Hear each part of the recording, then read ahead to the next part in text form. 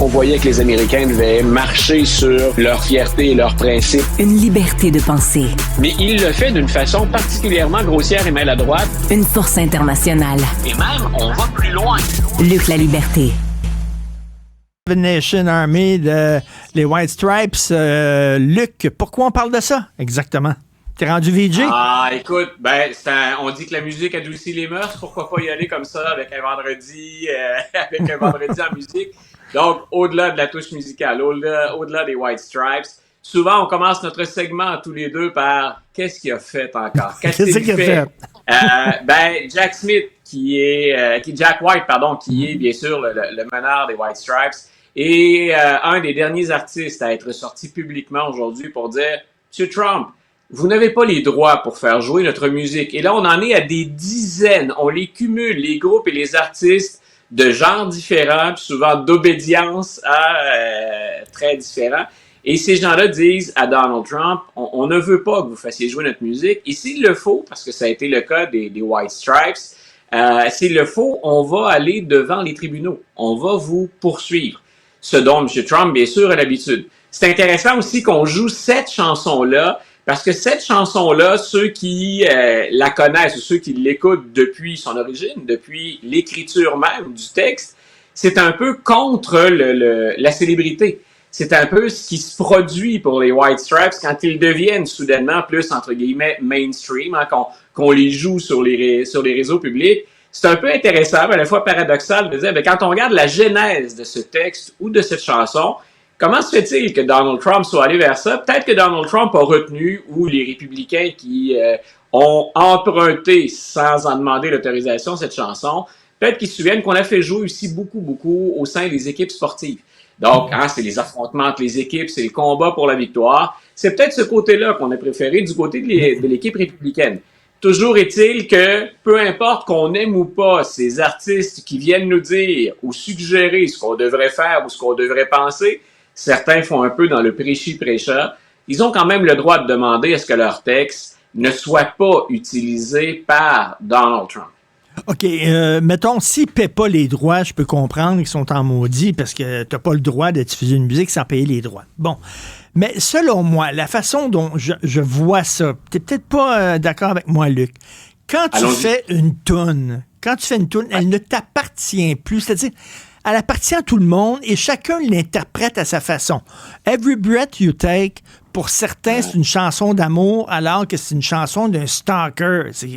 Sting n'a jamais compris que des gens se mariaient en écoutant Every Breath You Take. Il dit, voyons donc, c'est la chanson d'un gars qui veut réduire la liberté de sa blonde. Bon.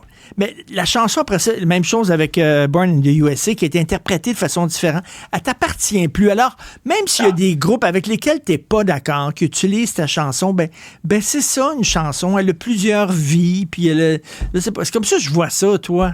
Ouais, dans une certaine mesure, écoute, j'emboîte le pas. Puis une fois qu'elle est en onde, une fois qu'elle est partie, qui la reçoit, tu ne le sais pas.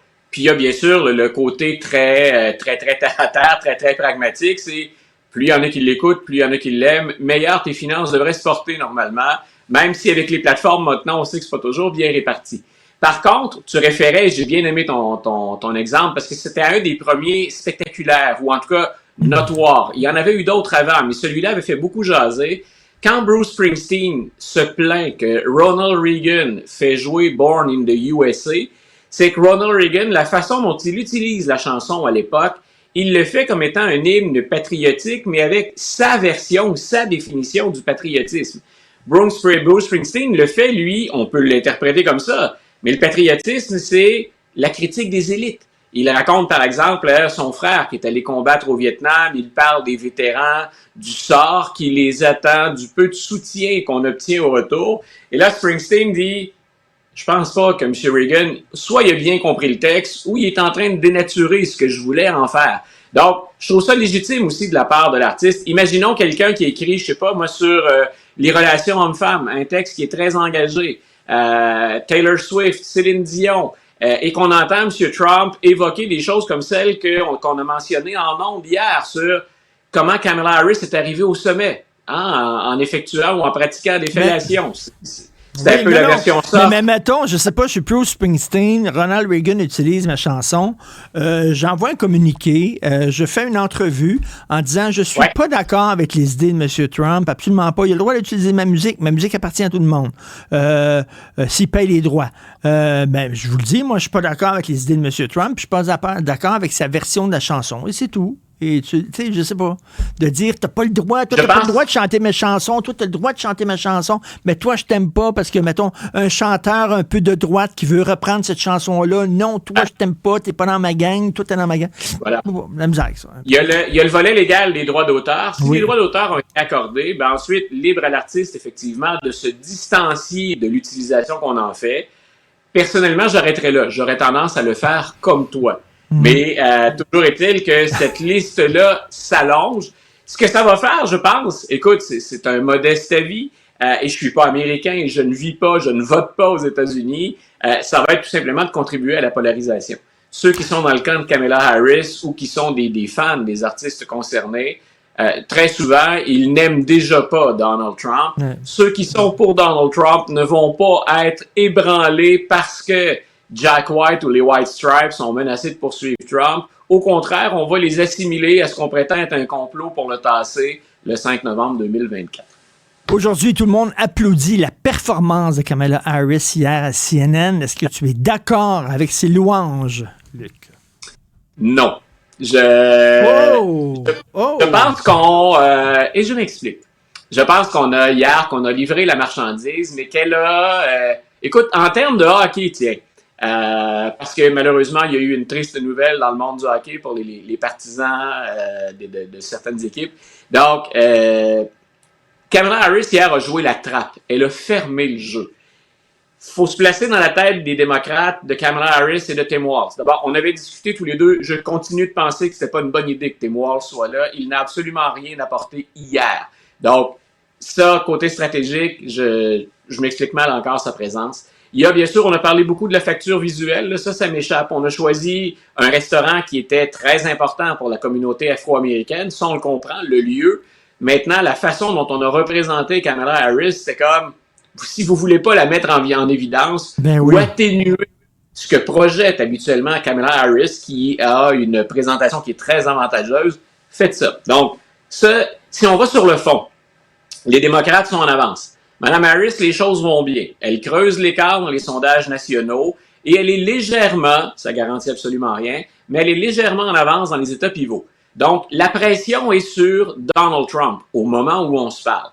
Kamala Harris doit faire quoi? C'est la première fois qu'on l'expose aux médias. C'est une entrevue qui dure, somme toute, près d'une heure, là, avec les pauses qui étaient prévues. On lui choisit un réseau qui est généralement considéré comme pas particulièrement dur avec les démocrates. Elle a le droit à des questions qui sont fermes, des questions qui sont claires, mais j'ai déjà vu les entrevues qui ont été menées bien plus durement que ça, où l'intervieweur ou l'intervieweuse revient à la charge quand la réponse est incomplète, ou encore qu'il n'y a pas de réponse. Mais ce qu'on a entendu hier, c'est comme, on fait le service minimum. Je devais accorder une entrevue, c'est prévu dans le plan de match, on ne peut pas l'éviter, mais j'ai rien appris hier et je trouvais qu'on ne développait pas. Pourtant, là, on avait quand même une heure. Là. C'est pas une clip, hein, entre guillemets, ou un extrait de 5 ou 10 minutes. Là. On a une heure. Je discutais avec notre ami commun, Mario Dumont, puis on se disait tous les deux, on lui pose la question, qu'allez-vous faire à votre première journée? Vous entrez à la Maison-Blanche, que faites-vous? Elle n'a jamais répondu à la question. N'importe qui vise un poste de pouvoir, surtout un poste comme celui à la Maison-Blanche, est capable de répondre à ça. Ses stratèges, hein, puis tous ceux qui viennent nourrir le discours d'un politicien, tout le monde sait que cette question-là s'en vient. Comment se fait-il qu'on ait trouvé le moyen de ne rien dire? Ou on peut lui reconnaître parfois une certaine élégance en patinage, mais il y a rien eu. Donc, en fait, moi, quand je dis qu'on joue la trappe, c'est ce qu'on voulait éviter hier, c'est l'erreur. On voulait éviter le faux pas. C'est la première fois qu'on va devant une journaliste, puis on avait, pour qu'on en parle tous les deux sur 2 journées, c'est que ça a excité bien des gens. Il y avait un grand intérêt pour cette entrevue-là. On a offert service minimal. On ne trébuche pas, on fait pas de faux pas. On n'a rien donné, je pense, à l'adversaire pour revenir contre nous sur le contenu. mais ça fera pas de différence. Peut-être qu'elle a évité de perdre l'élection, mais ça va prendre autre chose que ça pour la gagner. Donc, des phrases creuses et des questions un peu... On a envoyé des softballs, comme on dit, là. Tu sais, Vers la fin, la des deuxième... grosses ballons sur le bâton pour être sûr qu'elle frappe un double. Voilà. Idéalement qu'on la traverse l'autre côté de la clôture, mais elle n'a pas fait ça. Elle n'a pas fait ça. Au mieux un amorti, un but sur balle ou un simple dans son cas. Oh boy! Seulement un simple. Un simple. Okay. On a atteint le premier. Il reste encore, il faut faire le tour des buts. Donc, tout ça pour dire, donc, je pense qu'on l'a joué très prudemment. Elle n'est pas mauvaise. Il n'y a rien qu'on va regretter, je pense sincèrement, de ça. Mais on va répéter l'expérience, c'est pas la dernière fois. Puis je pense qu'on calmait le jeu avant le débat. La prochaine, je compare toujours ça depuis qu'elle est entrée, hein, c'est plus rapide, c'est un 110 mètres haie. On vient de franchir une haie. On l'a peut-être même accroché un petit peu au passage, mais elle a vacillé, mais elle n'est pas tombée. Il en reste d'autres, et la prochaine haie, c'est le 10 septembre, c'est le débat. Alors, c'était Luc Laliberté, spécialiste de la politique américaine, chroniqueur musique et commentateur sportif. Merci, Luc. Bon week-end. Bonne fin de semaine.